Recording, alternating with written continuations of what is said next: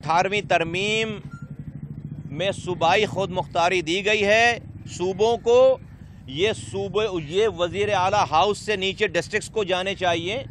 District سے نیچے towns کو جانے چاہیے یہ اختیارات اور وسائل، اور ٹاؤن سے نیچے یونین کاؤنسل کو جانے چاہیے۔ یہ صوبائی خود مختاری کا مقصد یہ تھا، لیکن ہماری سو کالڈ جو جمہوری قوتیں ہیں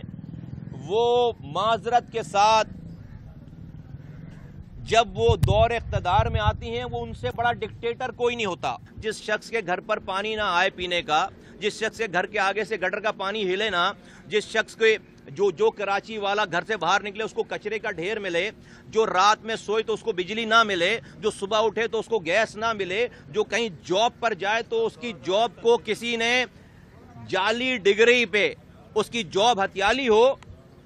وہ اور جس کو ٹرانسپورٹ نہ ملے، جس کو روڈ نہ ملے، اور وہ دیکھ رہا ہو کہ کوئی اس کا پرسان حال نہیں ہے، کوئی اس کا پوچھنے والا نہیں ہے، تو پھر اگر اس مایوس ذہن کو اگر کوئی ملک کی دشمن اگر ان کو ورغلائے گا کوئی، تو 100 میں سے 2 لوگ ضرور ان کے ورغلانے میں آ جائیں گے۔